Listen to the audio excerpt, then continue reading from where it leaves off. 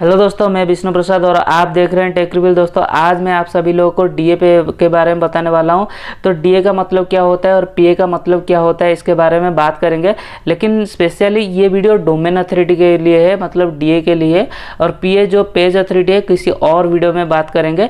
तो domain authority क्यों important है, इसका क्या इंपॉर्टेंस है ब्लॉगिंग के फील्ड में, इसके बारे में बात करते हैं।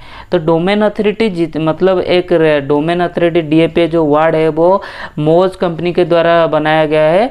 और ये एक कह सकते हो एक मैट्रिक है, 1 से लेके 100 तक कितना आपका रैंकिंग रहता है। यहाँ पे मान के चलिए आपका किसी वेबसाइट का डोमेन अथॉरिटी 20 है और आपका डोमेन अथॉरिटी 30 है, तो यहाँ पे आपका पोस्ट जो है वो ऊपर आएगा।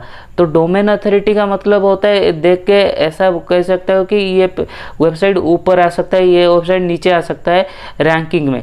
ठीक है, सर्च रिजल्ट पेज में जो गूगल का सर्च रिजल्ट पेज है, जिसका डोमेन अथॉरिटी ज़्यादा है वो ऊपर आता है, और जिसका डोमेन अथॉरिटी कम होता है या पेज अथॉरिटी कम होता है वो नीचे आता है। ये बात तो सही है, लेकिन कुछ अदर फैक्टर भी होता है। ठीक है, जिसके वजह से डीएपीए सिर्फ ये नहीं कि डीएपीए इंक्रीज हो गया इसका मतलब आपका वेबसाइट सबसे ऊपर आ जाएगा, ऐसा नहीं होता है। ठीक है, क्योंकि डीएपीए तो हेल्प करता है, लेकिन उसके साथ साथ प्रॉपर एसईओ भी होना चाहिए। एसईओ मतलब सर्च इंजन ऑप्टिमाइजेशन। ठीक है, तो ऐसे ऑप्टिमाइज करें आपका वेबसाइट को, ऐसे कीवर्ड उसके अंदर में सेट करें जैसे कि वो सर्च रिजल्ट पेज का पहले पेज में आ जाए। ठीक है, फर्स्ट पेज में आ जाए, फर्स्ट रैंक में आ जाए। लेकिन मान के चलिए, यहाँ पे मैं एक एग्जांपल देके आप लोगों को समझाता हूँ। मान के चलिए एक वेबसाइट है ए और एक वेबसाइट है बी। ठीक है, नहीं तो एक एग्जांपल लीजिए, आपका वेबसाइट है और आपका दोस्त का वेबसाइट है।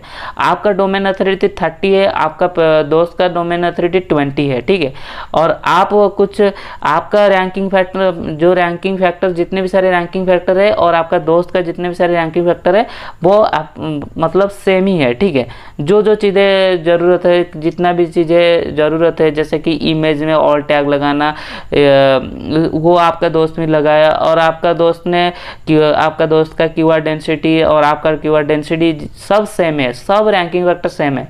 लेकिन आप यहाँ पे आपका डोमेन अथॉरिटी ज़्यादा है और आपका दोस्त का डोमेन अथॉरिटी कम है। ठीक है, मान के चलिए 30 है आपका और आपका दोस्त का 20 है। तो यहाँ पे जो रैंकिंग होगा, तो कैसे रैंकिंग होगा, तो यहाँ पे जो जब आप सर्च करोगे पर्टिकुलर कीवर्ड को, तो आपका दोस्त का जो पोस्ट है वो नीचे आएगा और आपका पोस्ट ऊपर आएगा, क्योंकि आपका डोमेन अथॉरिटी ज़्यादा है और आपका दोस्त का डोमेन अथॉरिटी कम है। ठीक है, यही मेन चीज़ है। तो डोमेन अथॉरिटी कितना इंपॉर्टेंट रोल प्ले करता है ब्लॉगिंग फील्ड में, आपको पता ही चल गया होगा।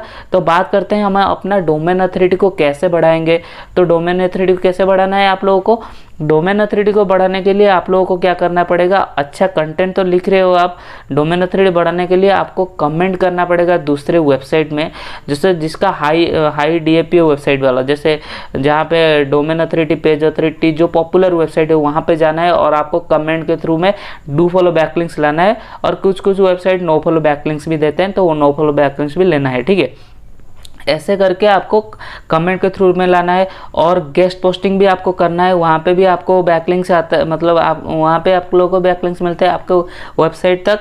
तो ये भी करना है और इंटरनल लिंकिंग भी करना है। इंटरनल लिंकिंग मतलब आपका आपका कोई भी एक पेज, मतलब कोई भी एक वेब पेज है, कोई भी एक आर्टिकल है जो रैंक करेगा गूगल के फर्स्ट पेज में। ठीक है, तो आपको क्या करना है, उसी कीवर्ड को उसी के बारे में, मतलब किसी और के बारे में अगर आप आर्टिकल लिख रहे हो तो उसको आप ऐसे भी कर सकते हो, you may be interested on this article करके आप इंटरनल लिंकिंग भी कर सकते हैं। ठीक है, तो पर्टिकुलर कीवर्ड को चूज करके भी आप इंटरनल लिंकिंग कर सकते हैं। इंटरनल लिंकिंग करने से क्या होगा ना, वो पेज तो पहले से रैंक करके रहे और यहाँ पे आप उसको ऐड कर रहे हैं, तो ऐसा करने से क्या होगा, उसका भी डोमेन अथॉरिटी बढ़ेगा, उसका भी पेज अथॉरिटी बढ़ेगा। ठीक है, तो ऐसे क्या होता है ना, आपका आर्टिकल रैंक करने की पॉसिबिलिटी ज़्यादा बढ़ जाता है। ठीक है, तो आशा करता हूँ ये वीडियो से आपको कुछ ना कुछ नॉलेज मिला होगा। अगर ये वीडियो आपको पसंद आता है प्लीज़ लाइक कर देना और चैनल को सब्सक्राइब कर देना। मिलते हैं नेक्स्ट वीडियो में, तब तक के लिए बाय बाय।